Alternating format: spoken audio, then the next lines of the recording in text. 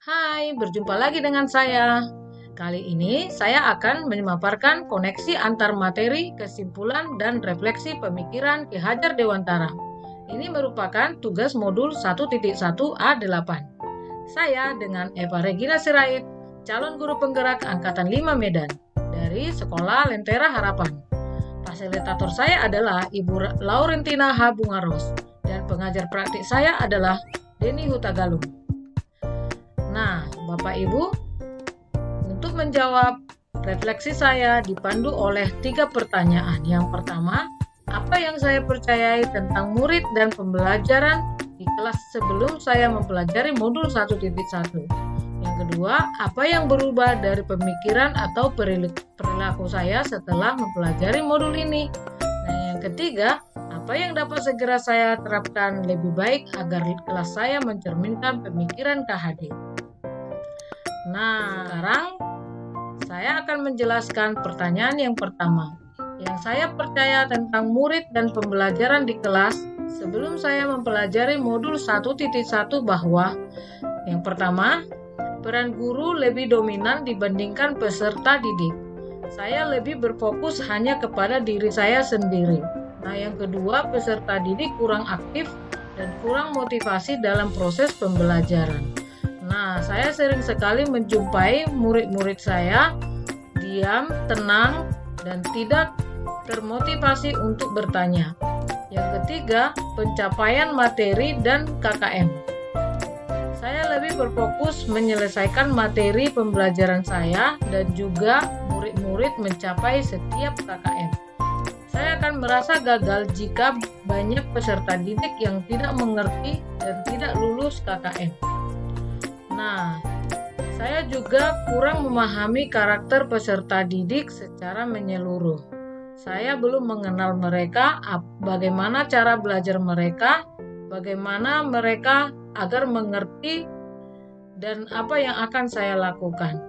Suasana kelas saya yang tertib, disiplin, anak-anak duduk tenang, dan paham itu adalah menjadi fokus utama saya. Nah, perubahan dari pemikiran atau perilaku saya setelah mempelajari modul ini yaitu memberikan peserta didik kebebasan menyelesaikan setiap tugas sesuai dengan minat, bakat, dan kreativitas mereka masing-masing. Jadi, setelah saya belajar dari modul ini, saya sudah memulai dengan mengajar sesuai dengan kemampuan anak-anak. Misalnya, ketika mereka menyelesaikan tugas, mereka dapat menyelesaikan apakah mereka bisa membuat video, membuat drama, atau membuat presentasi, puisi, bernyanyi. Nah, semua adalah tergantung minat dan bakat anak-anak.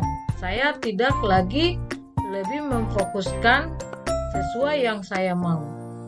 Nah, kemudian pembelajaran berpusat pada anak dengan memberikan stimulus pertanyaan yang menarik untuk dijawab. Sekarang, ketika memulai pembelajaran, saya cenderung memberikan pertanyaan-pertanyaan yang membuat mereka aktif menjawab dan juga menanyakan sesuatu hal. Hal ini membuat mereka lebih menarik, lebih tertarik mempelajari materi yang saya bawakan.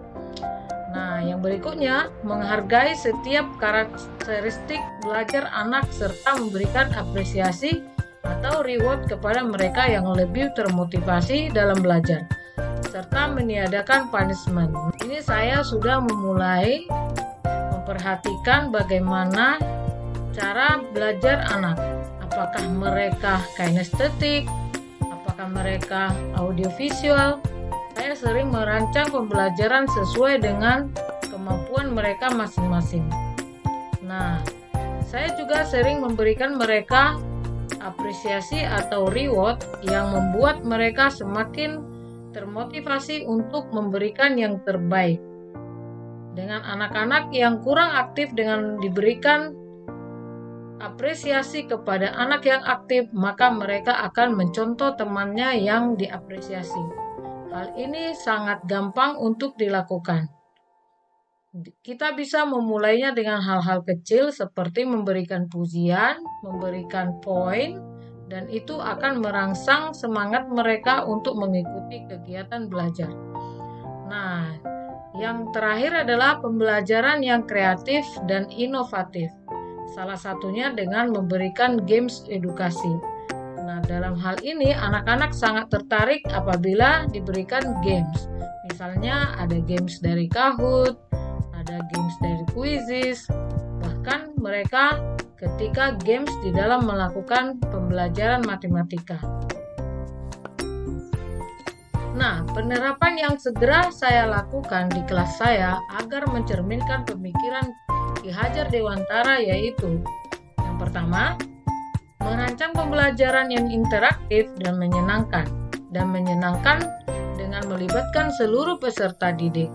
Saya akan lebih banyak belajar lagi bagaimana merancang pembelajaran yang melibatkan setiap siswa agar pembelajaran sesuai dengan minat bakat mereka. Yang kedua, menerapkan pembelajaran berbasis kearifan lokal dan budaya. Dan dengan menerapkan nilai-nilai budaya yang ada di daerah mereka masing-masing.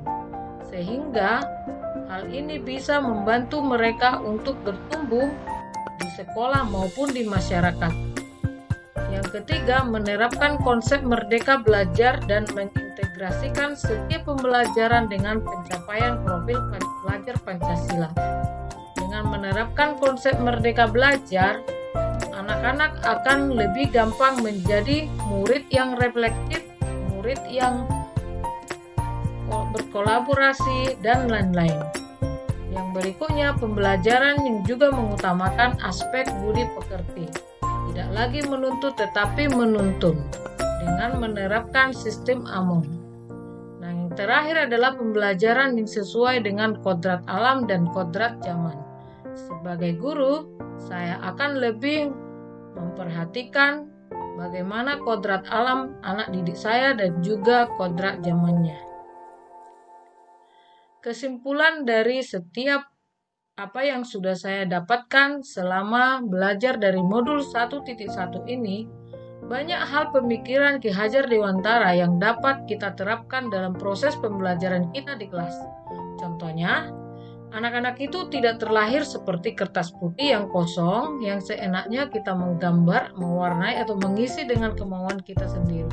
Namun mereka memiliki garis yang samar-samar, tinggal kita menuntun garis itu sehingga lebih jelas, sesuai dengan minat bakat dan keunikan serta keistimewaan anak tersebut. Nah, pendidikan itu bukan hanya untuk menuntut ilmu, namun kita juga menjadi teladan. Menuntun mereka untuk memiliki profil pembelajar Pancasila yang berbudi pekerti yang baik. Nah, demikian Bapak Ibu. Terima kasih, demikian pemaparan saya tentang refleksi ini. Semoga bermanfaat.